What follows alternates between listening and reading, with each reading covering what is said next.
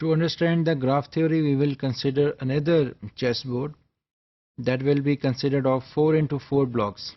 Previously, we have considered the chessboard that was 3 into 3. In this 4 into 4 chess board, the 4 corners of the chessboard will be removed and the remaining blocks will be considered for the further consideration. So in this diagram we can see that this is the 4 into 4 chessboard, but we can see that the corners, 4 corners of this chessboard, they have been removed. Now we have, in the previous slide we have asked question in the 3 into 3 chessboard. We will again ask a question in the 4 into 4 chessboard, that can a horse or a knight means horse, can travel around this board, pass through each square exactly once, and can return to the same square it started on. So this is the question of this 4 into 4 chessboard. So in this figure we can see that rather complex graph with 12 vertices and 16 edges revealing all possible knight moves. Similarly, we have seen the possible moves in the 3 into 3 chessboard. Now we can see all the possible moves in a 4 into 4 chessboard. So these lines corresponding between the two vertices, they indicate that if the horse is at position number 3, for example, it can move to position number 2. From 3 it can move to position number 9 to 11, and if it is at position number 1, similarly it can move to 7, 6, 9, and so on, we can see in this diagram. However, the rearranging the vertices reveal the cycle that describe the correct sequence of move. So we can see here that there are 12 vertices starting from 1 and ending to 12. First we convert this into the cyclic graph starting from 1 and ending up to 12. Now we will convert this checkboard into a cyclic form that is represented here in this one. Now we will see that this checkerboard, if we consider that the horse is at position number 1, that is here at position number 1, it will first move from 1 to position number 7 here, and we can see here it can move very easily from position number 1 to position number 7. So it is at position number 7. Then from position number 7 it can move to position number 12 here. So from 7 it will move to position number 12, and from position number 12 it can move to position number 6. That is, from here it will move to position number 6, and from 6 it will again come to position number 1, that is the original position of that horse. So we can see that this is in the cyclic form. It can also be a cyclic form if we consider the horse is at position number 3. From position number 3 it can move to position number 2. This is position number 2. From 3 to position number 2. Then from position number 2 it can move very easily to position number 10, and here it can move to position number 10. From 10 it can go to position number 11. This is 11, and from here it can move to position number 11, and from 11 it can move very easily to position number 3, that is the starting position of the horse.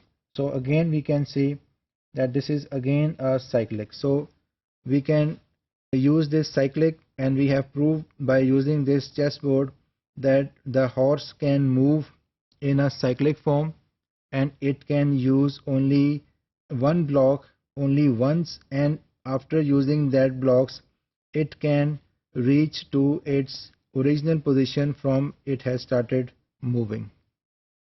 So the number of edges incident to a given vertex V is called the degree of the vertex, and it is denoted by d into V.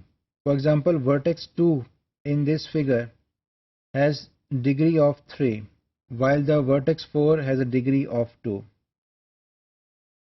Sorry, this is the vertex 2, and we can see that it has a degree of 3 vertices.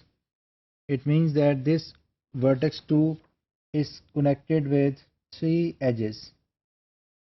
One is connected with 10, second is connected with 8, and third is connected with 3. So this vertex 2 has a degree of 3. Similarly, vertex 4, this is vertex 4, it has a degree of only 2 because it is connected through these edges to only 10 number vertex and 12 number vertex. So it has the degree of 2 only. So the sum of the degrees of all 12 vertices, we can see this is starting from 1 and these are 12 vertices. In this case, there are 32 degrees, and in these 32 degrees, 8 vertices, namely 11, 3, 2, 10, 12, 7, 1 and 6. These 8 vertices, they are connected by 3 other vertices. So it means that these 8 have a degree of 3, and the remaining 4 vertices, they have the degree of only 2. So we can see here that there are only 16 vertices.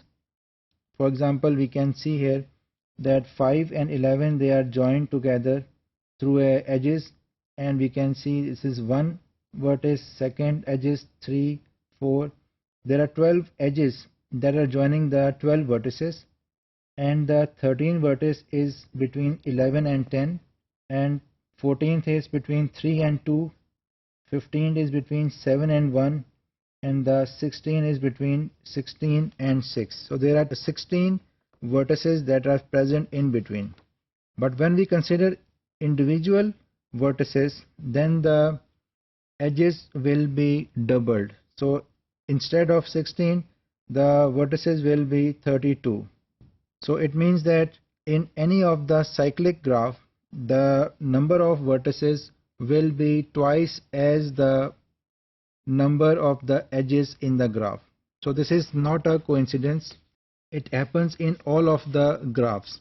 So in this graph, G with the vertex set V and the edge set E, we can say that this is the summation of V is a subset of V, and we have a dV because dV is the degree of the vertices, and the degree of vertices, that is in this case is 16, but when we calculate it will be equal to 2 times to 16. It means it will be multiplied by 2 and it comes out to be 32.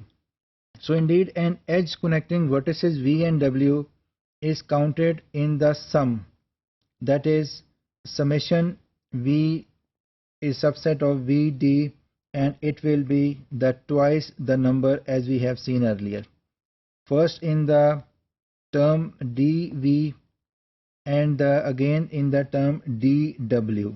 So it will be twice first dV and then the dW. So the equality summation dV is equal to 2 and E, we know that the set of the edges. Explain why we cannot connect 15 phones in such a way that each is connected to exactly 7 phone sets. And we can also explain that why a country with exactly 3 roads out of every city cannot have the precisely 1000 roads.